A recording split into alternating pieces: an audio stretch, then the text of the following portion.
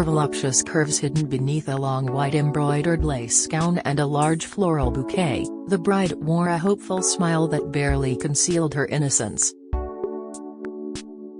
"I didn't know anything about marriage, especially the sex part of it," she later confessed. She had just turned 16 and would go on to become a movie star, global sex symbol and tragic Hollywood cautionary tale.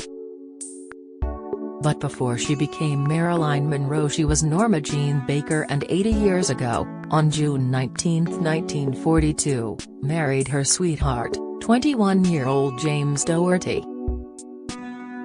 Her subsequent turbulent marriages to All-American baseball great Joe DiMaggio and intellectual playwright Arthur Miller, and affairs with President John F. Kennedy and his brother Robert, became Hollywood legend.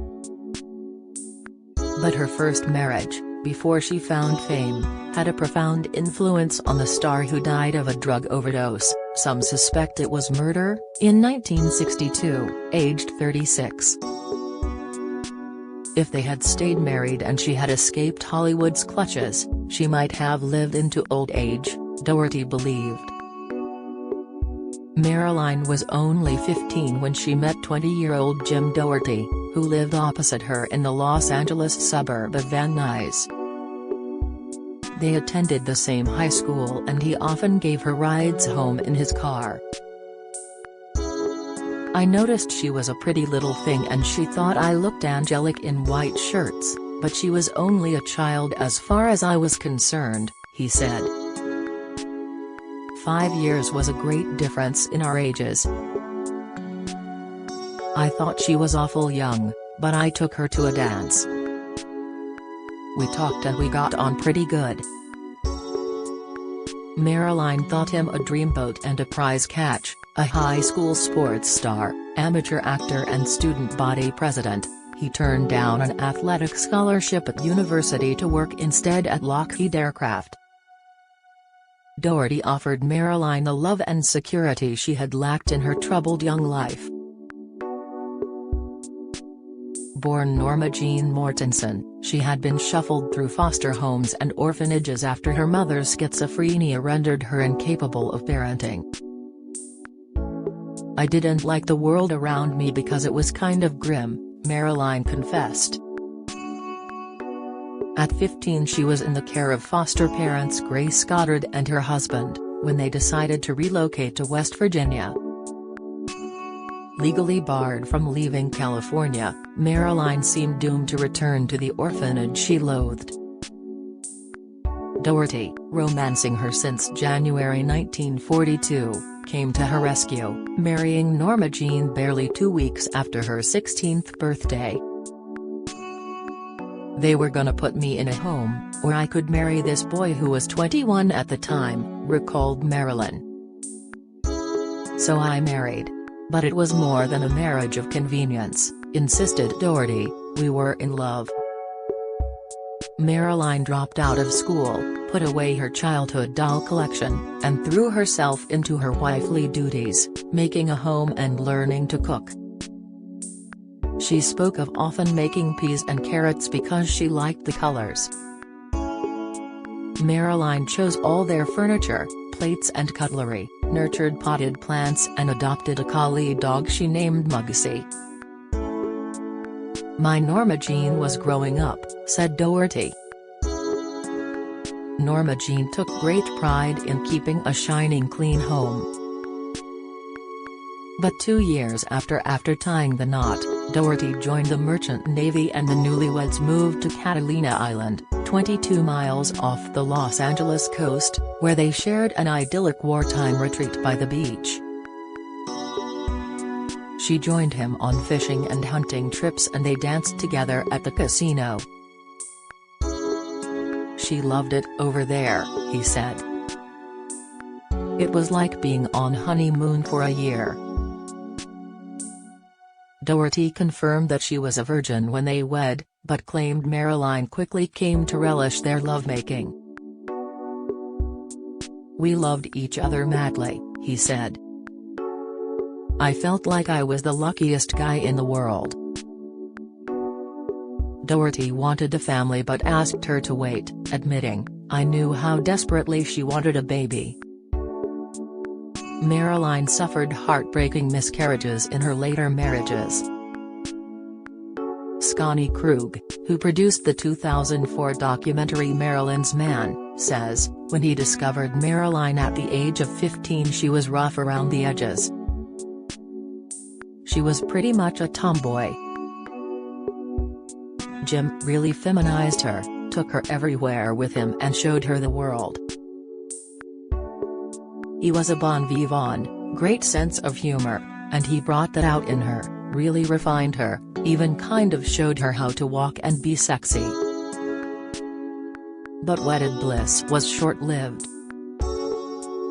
Despite Doherty's domestic contentment, Marilyn longed for excitement. "My marriage didn't make me sad, but it didn't make me happy, either," she said. "My husband and I hardly spoke to each other. This wasn't because we were angry. We had nothing to say. I was dying of boredom. For all this, it was the Second World War that really tore the newlyweds apart." In 1944, Doherty sailed to the Pacific and Southeast Asia, leaving his teenage wife with his parents. Against their wishes she began modeling, which perplexed her absent husband. Inspired by early modeling success, Marilyn took a screen test at 20th Century Fox Studio, which agreed to sign her, but only if she was single. "She wanted to sign a contract with Fox and it said she couldn't be married," said Doherty. "They didn't want a pregnant starlet. I tried to talk her out of it. But Marilyn insisted she could have her cake and eat it, divorce her husband but stay together as a loving couple. She just thought she could get this divorce, we'd go on as before," said Doherty. "She could have a career and we could have everything the same. I said, it doesn't work that way. I wanted a family and I didn't want to be Mr. Monroe." Despite Doherty's protestations she pressed ahead with a divorce, severing ties in 1946 after only 4 years together. "I was on a ship in the Yangtze River getting ready to go into Shanghai when I was served with divorce papers," he recalled. In Hollywood, Norma Jean adopted her mother's maiden name Monroe, and Fox added Marilyn.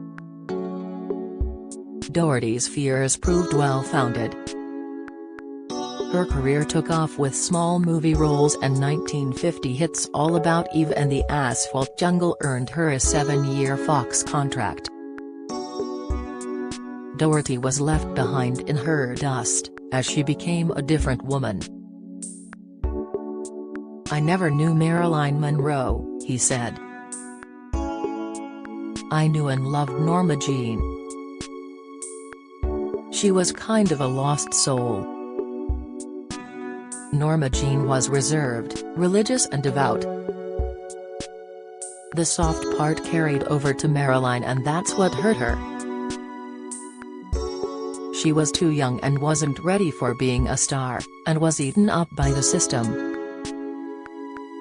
They never met again, due largely to the possessive jealousy of Doherty's second wife Patricia, who he wed in 1947. After the war, Doherty joined the Los Angeles police force, becoming a senior detective, inventing the SWAT team and cracking several famous cases including a plot to kidnap actor James Garner. Ironically, Doherty was friends with Jack Clemens, the first officer on the scene when Marilyn died in August 1962. Like Marilyn, Doherty went through 2 more marriages. His second ended in divorce, and his third wife, Rita, died in 2003. Doherty succumbed to leukemia 2 years later, aged 84. To his grave, he believed Hollywood had killed Norma Jean. Fame was injurious to her, he said. She was too gentle to be an actress. She wasn't tough enough for Hollywood.